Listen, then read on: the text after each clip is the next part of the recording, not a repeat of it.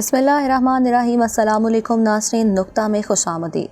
नाज़रीन, कभी किसी जंग के मैदान में किसी जंगजू या सुल्तान या बादशाह को लड़ते देखा जाए या उसको बहादुरी में सरमस्त देखा जाए, उसकी तलवार बेदरेक दुश्मन की गर्दनों पर चलते देखा जाए, तो दिमाग में जो एक सवाल सबसे पहले उभरता है वो होता है कि इस जंगजू, इस बादशाह या फिर इस सुल्तान का उस्ताद कौन होगा। इसको ये महारत, ये जुर्रत, ये बाकपन की तरबियत देने वाली शख्सियत कौन हो सकती है। तो नाज़रीन, हमारी आज की इस वीडियो में हम बात करेंगे सल्तनत उस्मानिया के सुल्तानों के इन्हीं उस्तादों के बारे में। नाज़रीन, मुस्लिम तारीख में सल्तनत उस्मानिया एक ऐसी सल्तनत रही है जिसके कारनामों से ना सिर्फ मुसलमान बल्कि तमाम मगरबी ताकतें बखूबी वाकिफ हैं। सल्तनत उस्मानिया के उरूज में जितना किरदार सल्तनत के सलातीन का था, उतना ही किरदार उन सलातीन के उस्तादों का था, क्योंकि इन्हीं उस्तादों की वजह से सलातीन बाकमाल माहिर फ़न बने। आज की इस वीडियो में हम बात करेंगे इन्हीं बादशाहों के उस्तादों के बारे में। नाज़रीन, सल्तनत उस्मानिया में सलातीन के उस्ताद को लाला कहा जाता था। लाला उस वक्त का सबसे मुअज़्ज़िज़ ओहदा समझा जाता था। लाला का खिताब अगले वली अहद के उस्ताद को दिया जाता था, जो मुस्तकबिल में सुल्तान के बनने वाले शहजादे की तालीम व तरबियत करता था। सुल्तानों के उस्तादों की फहरिस्त में जो नाम सबसे पहले नंबर पर आता है वो है लाला शाहीन पाशा का। लाला शाहीन पाशा के वालिद का नाम अब्दुल मोमिन था। लाला शाहीन पाशा अब्दुल मोमिन का बेटा लाला के नाम से मशहूर हुए, क्योंकि आपके वालिद सुल्तान मुराद अव्वल के लिए और लाला शाहीन पाशा शहजादे मुराद अव्वल के उस्ताद थे।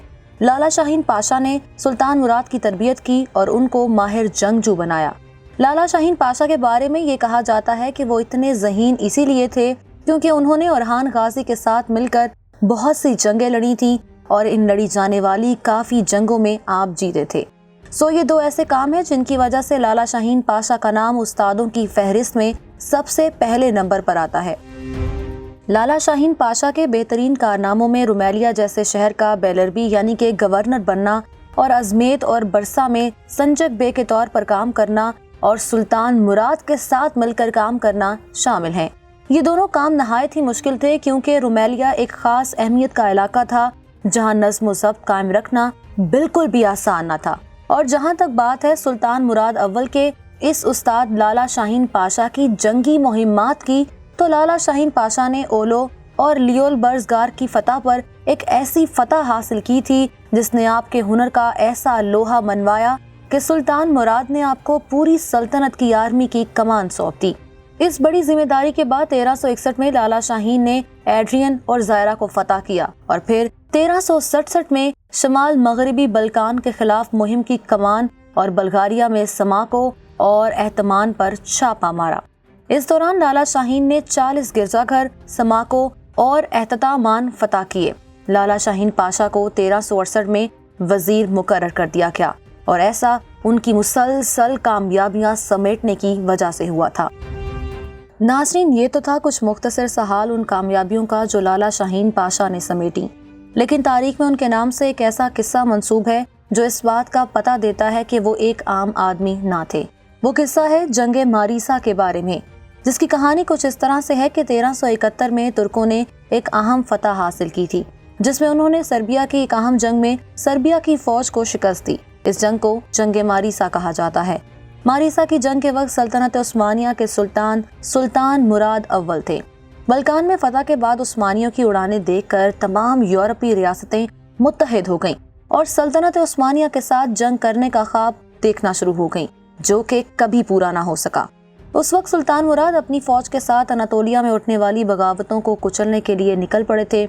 सुल्तान अपने एक नहायत माहिर वजीर लाला शाहीन पाशा की कमान में सिर्फ 800 सिपाही छोड़ गए थे और बाकी सब की सब फौज सुल्तान मुराद के साथ अनातोलिया के महाज पर थी। लाला शाहीन एक तजुर्बेकार जनरल थे। उन्होंने सलीबियों का बड़ा लश्कर देखकर हार ना मानी। उनकी जगह कोई और होता या कोई और जनरल होता तो फौरन हार मान लेता, मगर लाला शाहीन पाशा ने हार ना मानी और बहादुरी के साथ सलीबियों का मुकाबला किया। नाज़रीन, सलीबियों के सरदार को जब इस वाक़े की खबर मिली कि सुल्तान मुराद अपनी फौज के साथ अनातोलिया जा चुके हैं, तो वो 70,000 जंगजुओं की बड़ी फौज लेकर सल्तनत उस्मानिया के दारुल हुकूमत अरदना में पहुंच गए। इस फौज ने दरियाए मारीसा के किनारे पर पड़ाव डाला। सलीबियों को अपनी फौज की कसीर तादाद होने की वजह से ये यकीन था कि उस्मानियों को यूरोप से बेदखल करने का वक्त आ चुका है। सलीबी जीत की खुशी में जंग से पहले ही जश्न का सामान इकट्ठा करके लाए थे और इसी वजह से वो जश्न मनाने लगे। तब लाला शाहीन पाशा ने रात के वक्त जब सलीबी फौज शराब के नशे में गर्क थी, बाकमाल तरीके से हमला किया। सलीबियों को लगा कि ये हमला सारी उस्मानी फौज ने मिलकर किया है, तो सलीबी भागने लगे। हर तरफ भगदड़ मच गई। जो भी उस्मानी फौज के सामने आता वो उसे जहन्नुम वासिल कर देते। सलीबियों में से बड़ी तादाद ने जान बचाने के लिए दरियाए मारीसा में छलांग लगा दी, मगर इनकी भारी लोहे की कवच, लोहे की वो पोशाक जो जंगजू अपनी हिफाजत के लिए पहनते हैं, वो पहने होने की वजह से वो समुद्र में तैर ना सके और उस्मानी फौज ने दरिया में घुसकर सबको मार डाला। और कहा जाता है कि ये ऐसी कत्ल गारत की गई थी सल्तनत उस्मानिया की जानिब से कि काफी दिन तक दरियाए मारीसा का पानी लाल रहा। नाज़रीन, जिन खैमों में रात को जश्न हो रहा था, वही खैमे उसी रात सलीबियों की लाशों की वजह से कब्रिस्तान का मंजर पेश कर रहे थे। इसके बाद 1338 में लाला शाहीन ने सोफिया में हुकूमत कायम की, जो उस वक्त बल्गारिया का दारुल हुकूमत था। जिसके बाद लाला शाहीन को सर्बिया के शहजादे लाजार ने 1385 में लड़ी जाने वाली जंग, प्लोनिक की जंग और 17 अगस्त 1388 को बोस्निया के शहरियों के इत्तेहाद से लड़ी जाने वाली जंग, जंगे बेलिका में शिकस्त थी। लाला शाहीन की वफात कॉज़िनक्लाक में हुई, जबकि आपका मज़ार बल्गारिया के एक पुराने मज़ार टर्बी पाग टोलबीटो में है। यहाँ दफनाने के बाद लाला शाहीन की बाकियात को वापस तुर्की उनके आबाई इलाके बरसा में ले जाया गया। लाला शाहीन पाशा का नाम आज भी एड्रन के लालापाना जिला के नाम के साथ जिंदा है। इस गांव का नाम लाला शाहीन पाशा के एहसास में दिया गया है। नाज़रीन, सुल्तानों के उस्ताद के नामों में जो दूसरा नाम इस फहरिस्त में मौजूद है वो नाम है बायज़ीद पाशा का। नाज़रीन, बायज़ीद पाशा अमासिया में पैदा हुए। आपके वालिद का नाम अमासिया याह्या बे था और ऐसा इसीलिए था क्योंकि आपका ताल्लुक अमासिया से था। बायज़ीद की परवरिश शाही महल में हुई और उस वक्त सुल्तान बायज़ीद की हुकूमत थी और यूं उस्ताद और सुल्तान दोनों का नाम बायज़ीद था। एक के नाम के साथ सुल्तान लगता था और दूसरे के नाम के साथ पाशा। बायज़ीद पाशा ने मुख्तलिफ दीनी फौजी ओहदों पर अपनी खिदमात सरअंजाम दी और वो अमासिया में स्टार बोर्ड प्रिंसिपल की हैसियत से उस वक्त की सलीबी जंगों के चीफ एडवाइजर बने। बायज़ीद पाशा सुल्तान बायज़ीद अव्वल के बेटे के उस्ताद थे, जो कि सुल्तान के वली अहद शहजादा और मुस्तकबिल के सुल्तान मोहम्मद अव्वल, जो उस वक्त मोहम्मद चलेबी के नाम से जाने जाते थे, उनके उस्ताद थे। तुर्कों की रवायत थी कि जो भी वली अहद शहजादा होता उसको छोटी ही उम्र में किसी इलाके का गवर्नर बना दिया जाता और उनकी तरबियत के लिए अलग से एक उस्ताद, वजीर या सियासतदान रख दिया जाता। जब शहजादे मोहम्मद अव्वल को एक इलाके का गवर्नर बनाया गया तो बायज़ीद पाशा उनके उस्ताद के तौर पर साथ गए, जहां आपने शहजादे मोहम्मद अव्वल की तरबियत की और उनको माहिर तलवारबाज और सियासतदान बनाया। नाज़रीन, बायज़ीद पाशा के कामों में सबसे अहम काम ये है कि 1412 में सल्तनत उस्मानिया के सुल्तान बायज़ीद यल्दरम और तैमूरी सल्तनत के अमीर तैमूर के दरमियान अनकरा के मकाम पर तबाहकुन जंग लड़ी गई थी। इस जंग में सल्तनत उस्मानिया को शिकस्त हुई थी और अमीर तैमूर ने सुल्तान बायज़ीद अव्वल को अपना कैदी बना लिया था। बायज़ीद पाशा ने 15 साला मोहम्मद चलेबी को तैमूरी सल्तनत की फौजों से बचाया और उनको अपने आबाई इलाके शहर अमासिया ले गए। इस तरह से ये कहा जा सकता है कि बायज़ीद पाशा ने सल्तनत उस्मानिया को डूबने से बचाया, तो ये कहना गलत ना होगा, क्योंकि तैमूरी सल्तनत वली अहद को कत्ल कर देना चाहती थी और बाकी बचे नाअहल शहजादों में से किसी को सुल्तान बनाना चाहती थी, ताकि सल्तनत उस्मानिया पर तैमूरी सल्तनत का रोब और दबदबा रह सके। 1413 में सल्तनत उस्मानिया की मुदाखलत के बाद शहजादे मोहम्मद चलेबी को तख्त पर बैठने के लिए शहर भेजा गया, जहां शहजादे ने अपने भाइयों को शिकस्त दी और वो सुल्तान बन गए। बायज़ीद पाशा सुल्तान मोहम्मद अव्वल के ग्रैंड वजीर बन गए। आप उस वक्त की सल्तनत उस्मानिया के पहले ग्रैंड वजीर थे, क्योंकि आपसे पहले इस ओहदे का आगाज नहीं हुआ था। नाज़रीन, सुल्तान बायज़ीद पाशा का दूसरा बड़ा काम ये था कि आप एक माहिर सियासतदान थे। आपने अपनी जहानत और कोशिशों से शेख बदरुद्दीन की बगावतों को कुचला था। शेख बदरुद्दीन एक बागी था जो डैन्यूब के जुनूब में वलाचिया के हुक्मरान की हमायत की वजह से बगावत के लिए उठ खड़ा हुआ था। اس نے باغیوں کو اپنے ارد گرد جمع کیا اور اپنی افواج میں اضافہ کیا اور بغاوت کر دی، جس کو بایزید پاشا نے کامیاب نہ ہونے دیا۔ بایزید پاشا مکمل طور پر سلطنت عثمانیہ کے حامی تھے۔ بایزید پاشا نے شیخ بدر الدین کو سلطان محمد چلیبی کے پاس بھیجا، جو اپنے بھائی مصطفیٰ چلیبی کے خلاف رومیلیا میں جنگ کر رہے تھے۔ سلطان محمد نے شیخ بدر الدین پر مقدمہ چلایا اور ان کو پھانسی دے دی، اور اس طرح سے تمام بغاوتیں ختم کر دیں اور ایک بار پھر سے سلطنت عثمانیہ پر بہت بڑا احسان کیا۔ استاد بایزید کا ایک اور احسان جن کی وجہ سے ان کو ہمیشہ یاد رکھا جائے گا وہ ہے سلطان محمد اول کی موت کو 40 دن تک چھپائے رکھنا۔ ناظرین، ایسا استاد بایزید نے اس لیے کیا تھا کیونکہ سلطان کے جانشین سلطان مراد دوئم تخت پر بیٹھنے کے لیے دارالحکومت پہنچ رہے تھے۔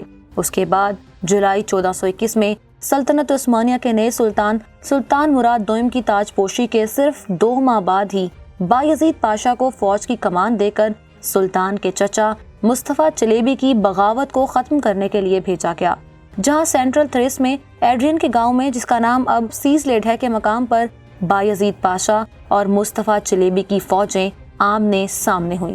مصطفیٰ چلیبی کسی بھی صورت بایزید پاشا کو پسند نہیں کرتے تھے۔ اس لڑائی کے دوران بایزید پاشا کو اس کی فوج کی جانب سے بغاوت کا سامنا کرنا پڑا، جس کی وجہ سے بایزید پاشا کو شکست کا منہ دیکھنا پڑا، اور ان کی فوج کے ساتھ چھوڑ جانے کی وجہ سے انہیں مصطفیٰ چلیبی کے سامنے ہتھیار ڈالنے پڑے، کیونکہ پوری فوج سامنے کھڑے مصطفیٰ چلیبی کی فوج کا حصہ بن چکی تھی، جس کے بعد مصطفیٰ چلیبی نے بغیر کسی ایک لمحے کی دیری کے فوری طور پر بایزید پاشا کا سر قلم کر دیا۔ ناظرین، سلطانوں کے استادوں کے نام میں جو تیسرا نام اس فہرست میں موجود ہے وہ نام ہے حسن علالو باطلی کا۔ ناظرین، حسن علالو باطلی کے اوپر ہم ایک مکمل ویڈیو بھی بنا چکے ہیں جو کہ ہمارے چینل نقطہ پر موجود ہے۔ ناظرین، حسن علالو باطلی 1428 میں سلطنت عثمانیہ کے سلطان محمد دوئم کی خدمت میں ایک تیموری سپاہی کے طور پر کام کرتے تھے۔ علالو باطلی حسن صوبہ بورسا کے ایک چھوٹے سے گاؤں الواباد کے راجہ بے کے قریب پیدا ہوئے تھے۔ علالو باطلی حسن جینیسری فوج کے کمانڈر تھے، نہ صرف کمانڈر بلکہ سلطان محمد فاتح کے بہت اچھے دوست اور استاد بھی تھے۔ علالو باطلی حسن نے ہی سلطان محمد فاتح کو تمام جنگی تربیت دی تھی اور ایک ماہر جنگجو بنایا تھا، ایسا جنگجو جس کو کوئی بھی جنگ میں ہرا نہ سکا۔ آپ کی تربیت کے باعث ہی سلطان محمد فاتح کا نام دنیا آج بھی یاد رکھتی ہے۔ علالو باطلی حسن سلطان محمد فاتح کے ساتھ اکثر تلوار بازی کا مقابلہ کرتے تھے، اور سلطان ہر بار تلوار بازی کے مقابلے کے بعد کہتے تھے کہ میں آپ کو ایک دن ضرور ہراؤں گا، کیونکہ علالو باطلی حسن سلطان کے استاد تھے اور اس لیے وہ تلوار بازی میں آپ کو ہرانا چاہتے تھے۔ سلطان محمد فاتح نے علالو باطلی حسن کو تلوار بازی میں اس دن ہرایا جب آپ کو اپنے والد کی وفات کا خط ملا تھا اور سلطان کو تخت سنبھالنے کا کہا گیا تھا۔ ناظرین، سلطان محمد فاتح علالو باطلی حسن پر بہت یقین کرتے تھے۔ اس بات کا اندازہ اس سے لگایا جا سکتا ہے کہ سلطان نے قسطنطنیہ کے محاصرے سے پہلے علالو باطلی حسن کو سب سے اہم مہم سونپی تھی۔ سلطان نے علالو باطلی حسن کو حکم دیا کہ وہ جائے اور نامور انجینئر استاد اوربان کو ان کی خدمت میں پیش کرے، کیونکہ سلطان کو خبر ملی تھی کہ بادشاہ قسطنطنیہ استاد اوربان کو مروانا چاہتے ہیں۔ علالو باطلی حسن نے استاد اوربان اور ان کی بیٹی کی جان بچا کر سلطان کی خدمت میں پیش کر دیا، کیونکہ استاد اوربان ہی تھے جو ایسی توپیں بنانے میں ماہر تھے جو قسطنطنیہ کی در و دیوار کو ہلا کر رکھ دیں، اور یہی وہ وجہ تھی کہ قسطنطنیہ کا بادشاہ استاد اوربان کو مروانا چاہتا تھا۔ ناظرین، فتح قسطنطنیہ میں علالو باطلی حسن کا بہت اہم کردار تھا، کیونکہ اگر آپ اس وقت پر استاد اوربان کو نہ بچا پاتے تو قسطنطنیہ کو فتح کرنے کا خواب ہی رہ جاتا۔ اس لیے سلطان نے اس کام کے لیے اپنے استاد کا انتخاب کیا۔ فتح قسطنطنیہ کے وقت حسن علالو باطلی کی عمر محض 25 سال تھی اور وہ قسطنطنیہ کے محاصرے میں موجود تھے۔ 6 اپریل 1453 سے 29 مئی 1453 تک قسطنطنیہ کے محاصرے کے لیے سلطان محمد فاتح نے جینیسری فوج کی کمان علالو باطلی حسن کے ہاتھ میں تھی۔ علالو باطلی حسن اس قدر ماہر تھے کہ چھوٹی سی عمر میں ہی وہ جینیسریز جیسی فوج جس کے نام سے اس وقت پوری دنیا کانپتی تھی، وہ اس فوج کے سپہ سالار تھے۔ ناظرین، توپوں کے ذریعے کئی حملے اور شدید ہتھیاروں کے باوجود قسطنطنیہ کی عظیم دیواریں 53 دن تک قائم رہیں۔ علالو باطلی حسن قسطنطنیہ کی دیواروں پر چڑھنے والے پہلے شخص تھے۔ اس کے بعد حسن کے 30 اور دوستوں نے ان کا ساتھ دیا۔ حسن کے پاس صرف ایک تلوار تھی، ایک چھوٹی سی ڈھال تھی اور ایک ہاتھ میں عثمانی جھنڈا تھا۔ جب حسن دیوار پہ چڑھے تو ان پر تیروں، پتھروں اور نیزوں کی بارش کر دی گئی۔ وہ سب سے اوپر دیوار پر پہنچے اور جھنڈا لگا دیا۔ جب حسن نے جھنڈا لگایا اس وقت ان کے باقی 12 دوست ان کے پاس موجود تھے، اور اس کے بعد حسن اپنے جسم میں موجود 27 تیروں کی وجہ سے نیچے گر کے شہید ہو گئے۔ عثمانی پرچم کو دیکھ کر عثمانی فوجی متاثر ہوئے اور آخرکار عثمانیوں نے قسطنطنیہ کو فتح کر لیا۔ اس طرح اس مرد مجاہد نے مرتے دم تک سلطنت عثمانیہ کی خدمت کی، جس کے بعد سلطان محمد دوئم سلطان محمد فاتح کو قیصر کے خطابات ملے۔ علالو بادلی حسن ترکوں کے ذریعے فتح استنبول کی علامت بن گئے تھے اور ترکی کے افسانوں میں آج بھی ان کا ذکر موجود ہے۔ ناظرین، سلطانوں کے استاد کے ناموں میں جو چوتھا نام اس فہرست میں چوتھے نمبر پر موجود ہے وہ نام ہے امراہر الیاس بے کا۔ الیاس بے 1408 کو پنارت میں پیدا ہوئے۔ پنارت کا موجودہ دور کا نام البانیہ ہے۔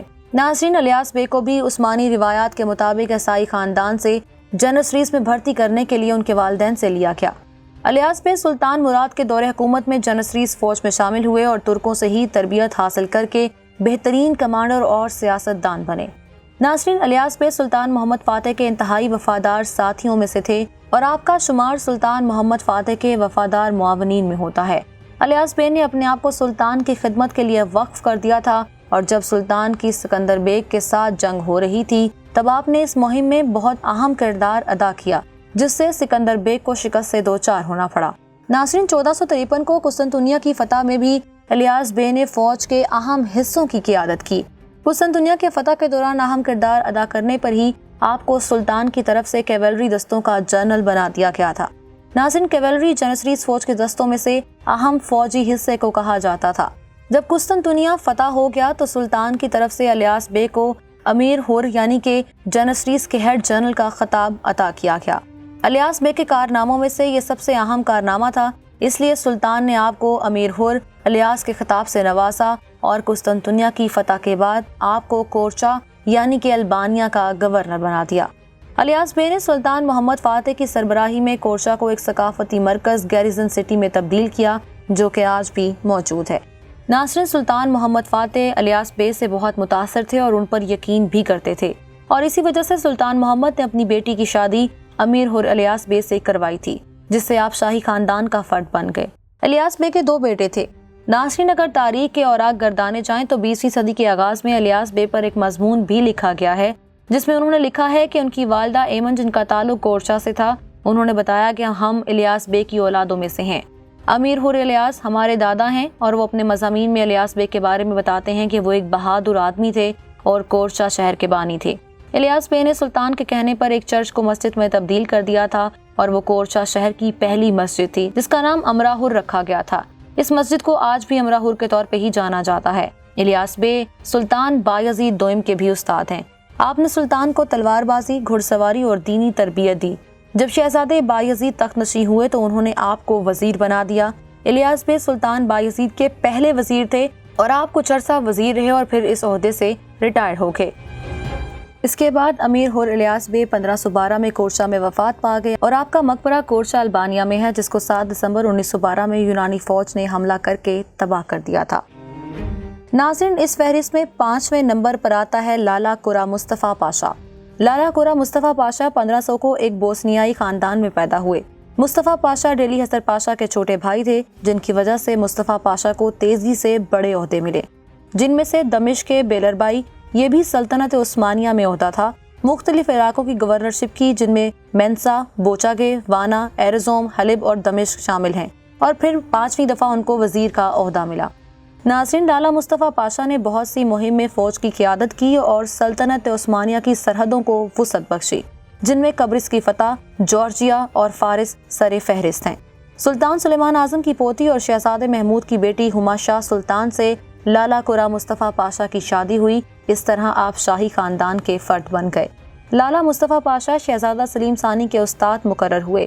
لالا مصطفیٰ پاشا نے سلطان سلیم ثانی کی تربیت کی اور آپ کو تلوار بازی، سیاست اور باقی شعبوں میں ماہر فن بنایا۔